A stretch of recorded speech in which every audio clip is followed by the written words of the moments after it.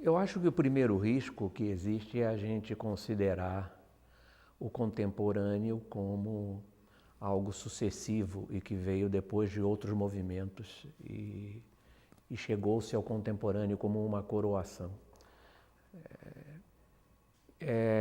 Isso é mais ainda problemático para nós na América Latina, porque a gente estaria sempre querendo seguir uma tendência sequencial que foi estabelecida pela ciência clássica no mundo europeu, não é? Mundo antigo, Idade Média, modernidade, pós-modernidade, contemporâneo. Isso é um risco muito grande, até porque o contemporâneo, como disse o Agamben, contemporâneo é aquilo que não aparece, porque de tal maneira os sistemas da mídia se apossaram do que viria a ser o contemporâneo, e através inclusive do uso desse vocabulário todo, rapidez, liquidez, não é? Que na verdade para você ser contemporâneo você tem que não aparecer. Para duas palavras se relacionarem bem, elas precisam ter algum elemento sintático que as engaste, não é? O Baudelaire, por exemplo, ele dizia: eu sempre gosto de rimar palavras que são paradoxais, porque isso promove um efeito de leitura mais interessante. Então, por exemplo, eu rimo muito, dizia ele, palavras sacras com palavras profanas.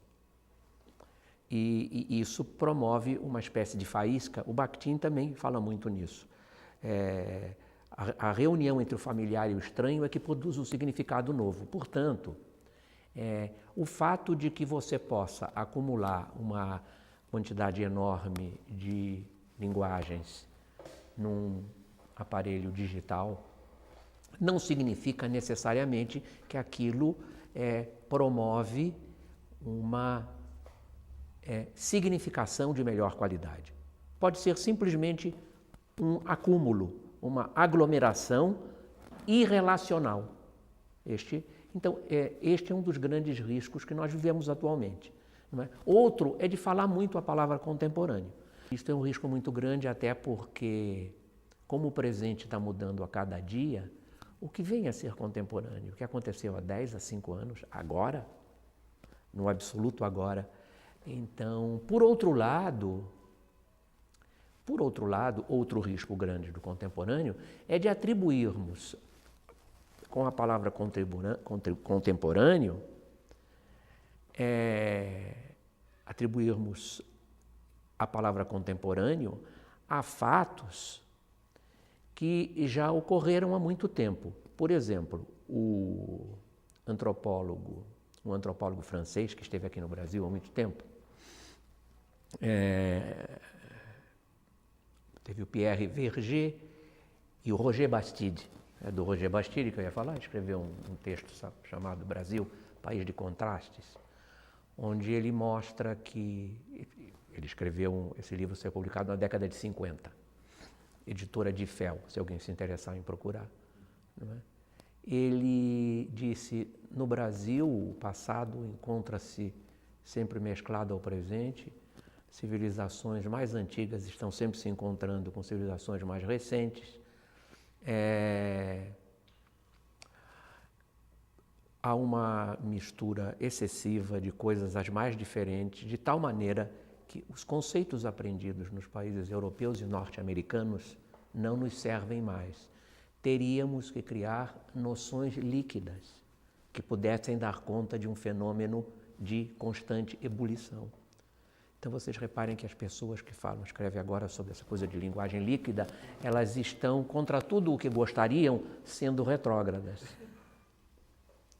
Isto não é um fenômeno novo. Então, não podemos negar que houve, a partir do avanço das mídias digitais, não é? Desse avanço em que a cada dia aparece um aparelho novo, não é? Que houve uma aceleração e uma capacidade de armazenamento maior. Mas isto não é novo e, portanto, os nomes que se atribuem a esse movimento são nomes antigos. Por exemplo, fatos assim simples, não é? O Machado de Assis, ele escrevia numa revista feminina de moda para moças. Tem gente que não sabe disso, uma revista chamada A Estação. Isso antes da República ser instaurada, um pouquinho antes. Essa revista, ela vinha da França, La Saison era chamada, ela é enviada para a Alemanha, onde faziam um projeto, ela vinha com aquela tradição de moda francesa, não é? A imitação dos franceses, ia para a Alemanha, eles eram muito bons em indústria gráfica, então eles faziam um projeto da revista, projeto visual da revista, e ela ia para várias partes do mundo e vinha para o Brasil. O Machado de Assis escreveu Quincas Borba, nesta revista A Estação, e ela depois depois o Quincas Borba ia sendo publicado em livro. Então reparem bem como havia essa questão da internacionalização dos meios, é uma coisa muito antiga. A gente nunca pode imaginar isso como uma coisa apenas atual. Não é? Uma outra coisa a respeito do contemporâneo, esta é a mais grave de todas,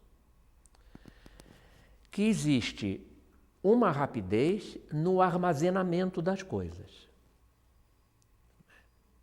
Ou seja, eu posso, através do uso de um aparelho telemático desses, o mais moderno, eu posso acumular coisas vindas de muitos lugares, não é? Outra coisa muito diferente é a capacidade de relacionar coisas rapidamente, produzindo significados novos. Isso é uma coisa muito diferente, não é? Por exemplo, o Paul Zumthor, sempre citando autores, né? O Paul Zumthor e também o Yuri Lotman, eles dizem mais ou menos o seguinte: os povos acostumados a lidar com textos alheios, há povos que são mais acostumados a lidar com textos alheios, outros menos. Então, a América Latina é um lugar, ou seja, nós todos somos o produto de textos alheios. Não há um texto exclusivo. Eles estão muito mais capacitados para fazer essas relações, para produzir essas conexões entre textos diferentes, muito antes de terem aparecido as mídias digitais. Porque toda a nossa música e literatura nasceu a partir desses nexos entre textos diferentes. Então nós temos, digamos, essa capacidade para estabelecer esses nexos. Isso é muito anterior à chamada contemporaneidade. Então, por isso, por essa série de motivos, nós não podemos aceitar de maneira tranquila o termo contemporâneo. O mínimo que podemos é desconfiar dele, assim como ele desconfia do termo moderno, não é? Não à toa um francês escreveu o livro Jamais Fomos Modernos, o Bruno Latour, não é?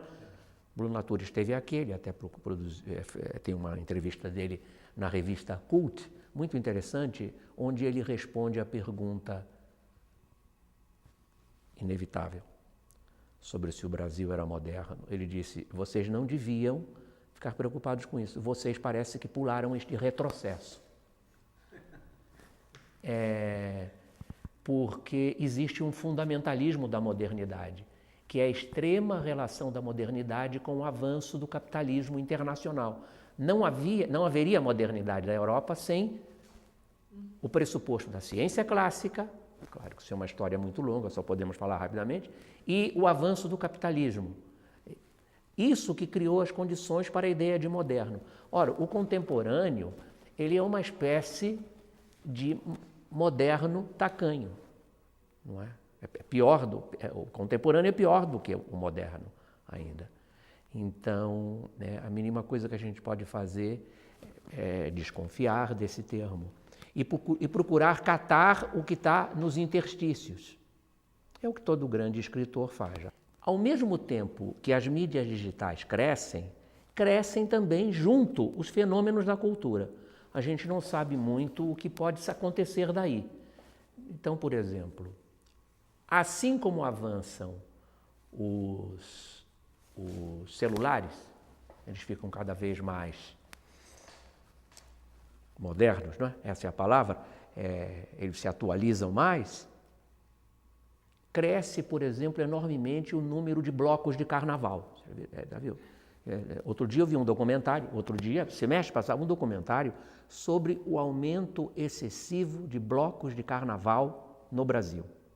É uma coisa impressionante, parece que quase cada bairro tem um bloco de carnaval, há lugares onde há 2, em todos os lugares do Brasil. Ora, um bloco de carnaval significa um monte de gente posta a serviço de toda aquela simbologia do carnaval, não é? Costureiras, fazendo as fantasias, as pessoas se pintando, cantigas de carnaval, isso ultrapassa os dias de carnaval. Então, existe